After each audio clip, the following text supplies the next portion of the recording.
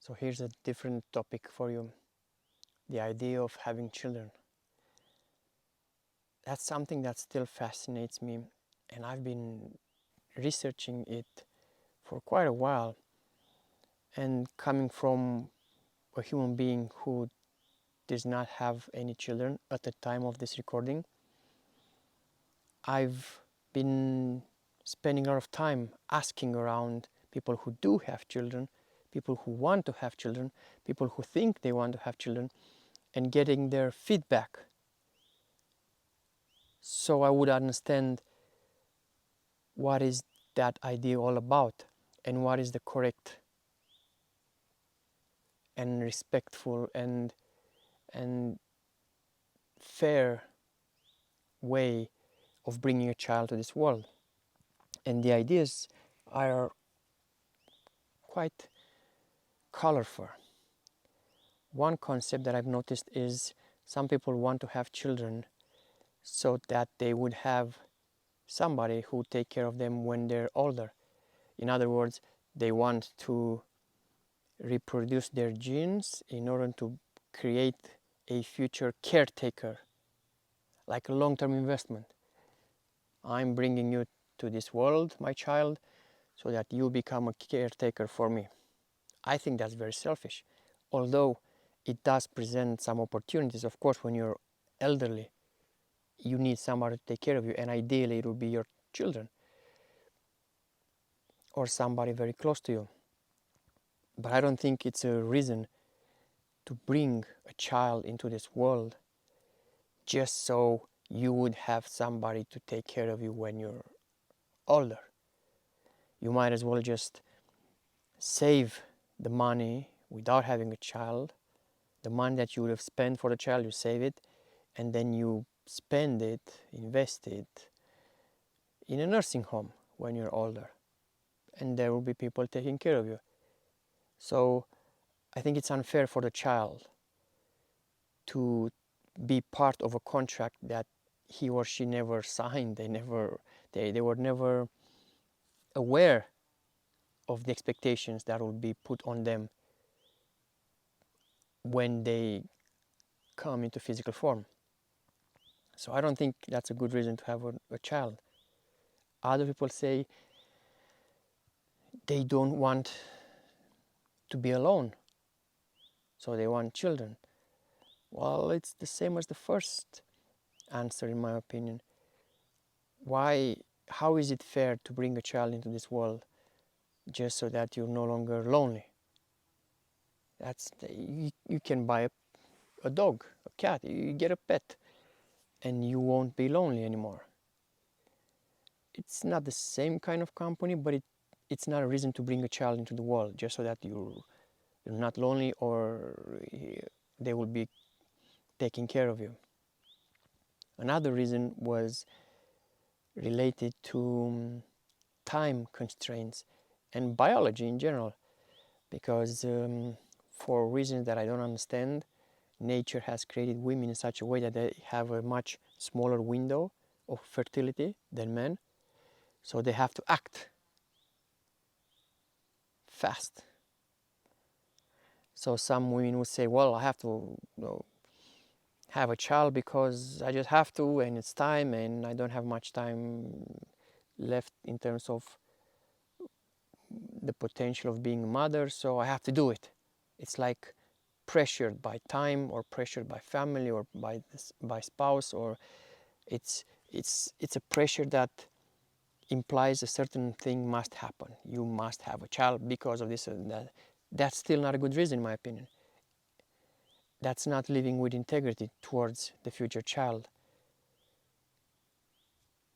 If you feel like you don't want a child, you shouldn't have a child just because it's time or it's normal or it's expected or any kind of reasons. It's not like you're buying a car because you expect the car to take you places. You expect the car to make your life better. That's not the same thing with children. So what would be a positive and fair way to bring children to this world? would be to just want children. That's it.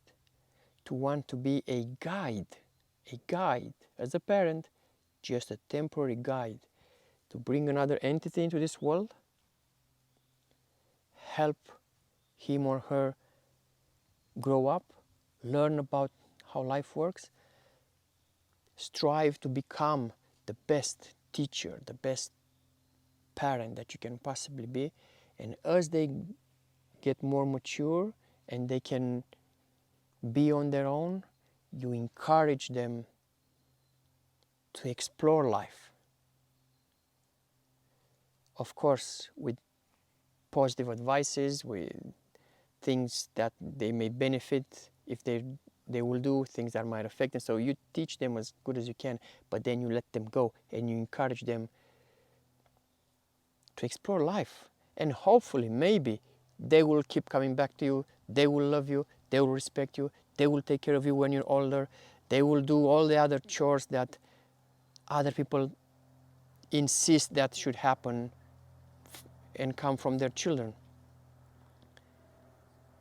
So it just has to be genuine desire for having children while accepting the role of temporary guide, a temporary guide, because we don't own our children. We don't own, they are not our property. I know this may sound crazy for some people. Oh, it's my blood. It's not our property. These are human beings that come from a non-physical world. They materialize into this physical world with the help of female energy, female body, and male energy, the seed of life. They need to learn how this life works on our planet, and then they need to go out and explore, experience, learn, grow, try to make this a better world, instead of just being put down and held back by parents because some parents just think they own their children, and they are so selfish that they don't want to let go of them, and they want to feed that never-ending emptiness inside, where taking care of a children and treating adults like children gives them the false feeling of feeling important, of having a role in this life. We are guides. We are explorers here on this world, and we are guides for those who will come after us. So we should guide them, welcome them, and encourage them to explore the world. There was also another idea which I don't agree with, is when people say, well, I want to leave something behind.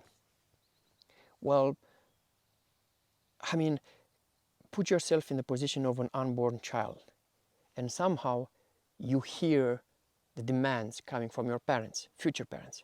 And they said, well, we're going to bring you into this world, but you have to take care of us when we're old. You have to do everything we say. You have to listen to us. We are an authority towards you. We decide your life. You have to live your life in a way that we are pleased. Otherwise, we will not love you. Yeah? Emotional blackmail.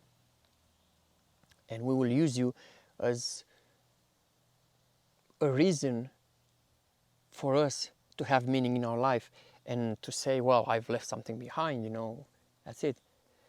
Would you, as a future child, accept all these terms and find them fair? Maybe you do. I mean, it's difficult. I would like to speak with a future unborn child to see what they think. But my opinion, my biased opinion, is that we should see them as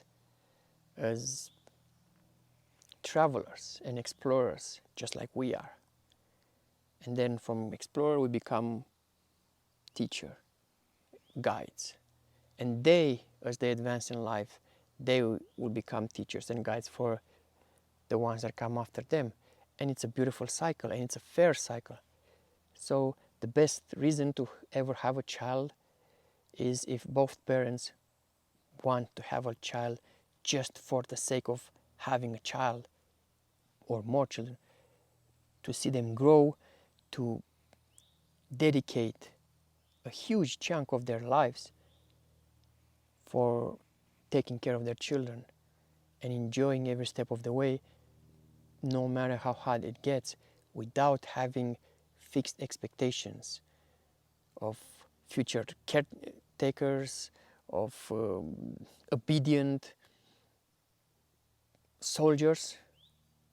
They will have to listen to everything we say without trying to manipulate, without trying to make them in our image. So in other words, the best reason to bring a child to this world would be a reason that is not selfish at all.